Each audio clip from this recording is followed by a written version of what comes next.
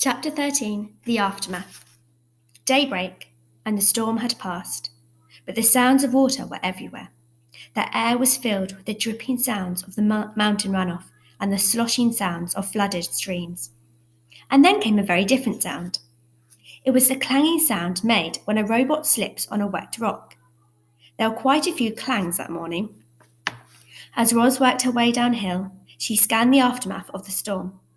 Giant mounds of mud and debris had formed below the cliffs. The island's central river had crested its banks and spilled into the nearby fields and forests. Some trees had been uprooted. Others were submerged, their upper branches barely poking above the flood waters, their lower branches swarming with fish instead of birds. After such a storm, you might expect to see animal corpses scattered among the devastation. But the animals seemed to have survived just fine. Somehow, they had known the storm was coming, and they had found shelter long before it rolled in. Lowland creatures, who had sought refuge on higher ground, were waiting patiently for the water to recede. Deer were wading through the flooded fields. Beavers were busy collecting the trove of fallen branches. Geese honked in the sky before splashing down into the watery section of the forest. Clearly, the animals were experts at survival. Clearly, the robot was not. Roz was crusted with mud and grit, so she gave herself another good cleaning, but that only revealed her dents and scratches. They were really starting to add up. She hardly resembled the perfect robot who had appeared on the shore just a week earlier.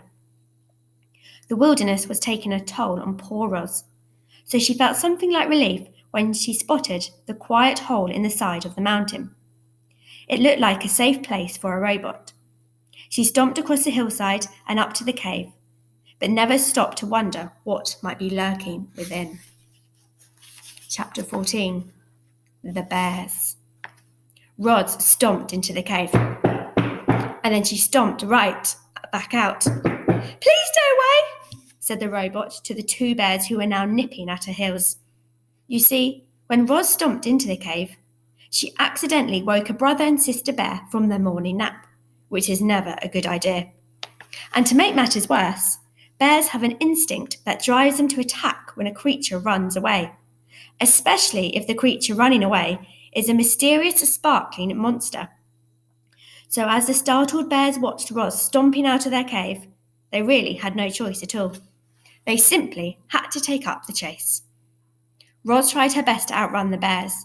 She leapt over rocks and wove through trees and stomped across the mountainside at full speed. But the bears were young and strong and fast, and the robot still had so much to learn about moving through the wilderness. She never even saw the tree root. One moment she was stomping along, and the next she was flying through the air and thumping down onto a rotten log. Clumps of soft wood stuck to her side as she stood and faced her attackers. Wouldn't you be afraid if two bears were charging at you? Of course you would. Everyone would. Even the robot felt something like fear. Roz was programmed to take care of herself. She was programmed to stay alive. And as the robot watched those bears charging toward her, she knew her life was in serious danger. The bears slammed into Roz, knocking her against the trunk of a towering tree. Then one bear drove at her legs, and the other clawed at her chest. If only the robot had swung her fists or kicked her feet, she could have scared them off. One good bop in the nose would have sent them running. But the robot's programming would not allow her to be violent. Clearly, Roz was not designed to fight bears. Powerful jaws chomped at her arms. Sharp claws slashed her face. A massive head rammed her chest. "Please stay away," said the robot. "Roar," said the sister bear. "Roar," said the brother bear. And then the bears went in for the kill. But the robot had vanished. Chapter 15, The Escape. Using all the strength in her legs, Roz jumped straight up, high into the air, and landed on a tree branch overhead. The tree shook with the sudden weight of the robot, and then thunk, thunk. 2 pine cones bounced off Roz, and a moment later, thunk, thunk. The same pine cones bounced off the bears below. The bears grunted with annoyance. This gave Roz an idea.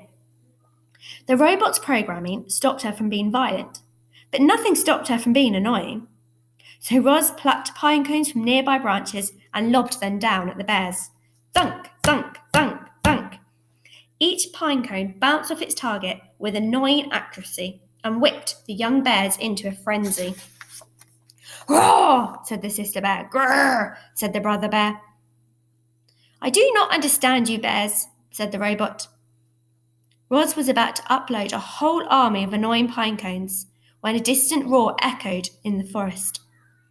Back at the cave, the mother bear was calling for these two, and she did not sound happy. The young bears looked at each other.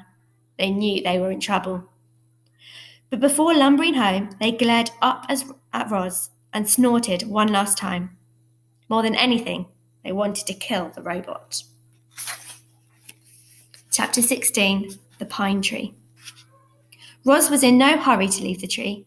She stayed on her branch long after the bears had gone, enjoying some peace and looking after herself. In addition to bite marks and claw marks, the robot was also covered in dirt, which, of course, meant it was time for another cleaning. She was making good progress when she felt something sticky on her arm. The problem with sitting in a pine tree is that, eventually, the tree's sticky resin will find you. It always does. And it found Roz.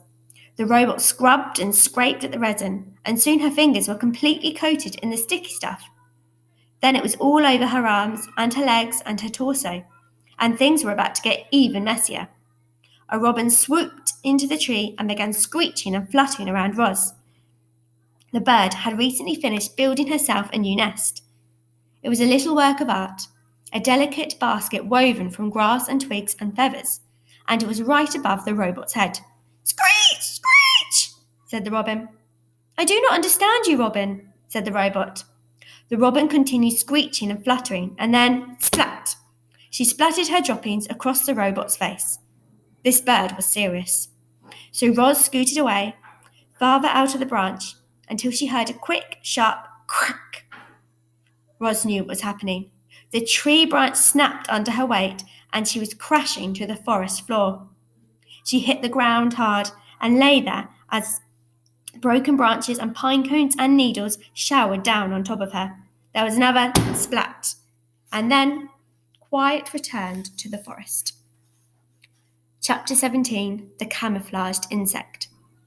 Roz was a mess. She lay under the tree, covered in a heap of broken branches and pine cones and needles. She still hadn't removed the sticky resin from her body. And then there were the bird droppings. She was about to get up and give herself a rigorous cleaning when she noticed a peculiar twig. The twig was moving.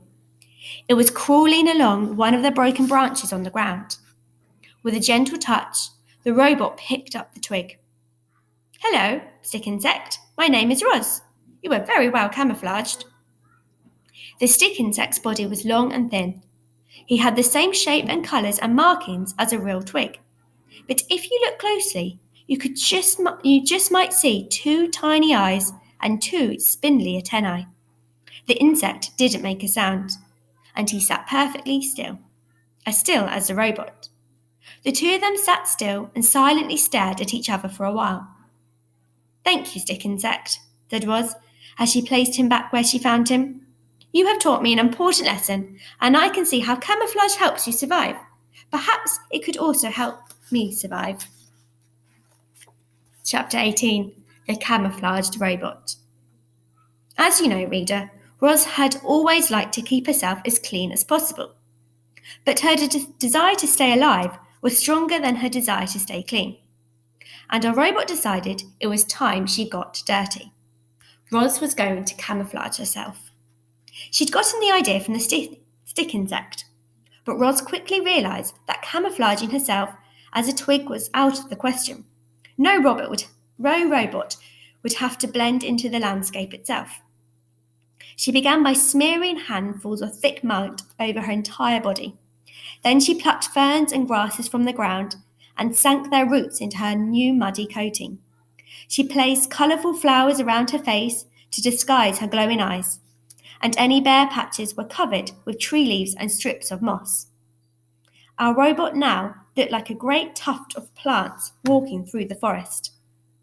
She waited for darkness, and she padded to the centre of a clearing, nestled herself between some rocks, and became part of the landscape.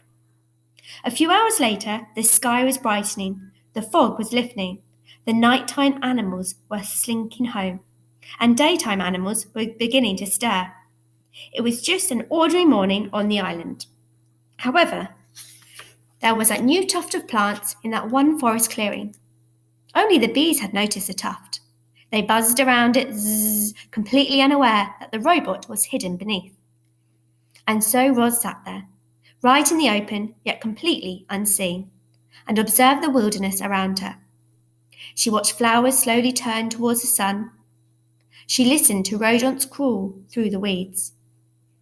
She smelled the moist, piney air. She felt worms wiggle against her muddy sides. A week later, the tuft of plants was gone, but there was a new clump of seaweed on the shore. A week after that, the clump of seaweed was gone, but there was a new bramble on the mountain. Then there was a new log on the river bank. Then a new rock in the forest.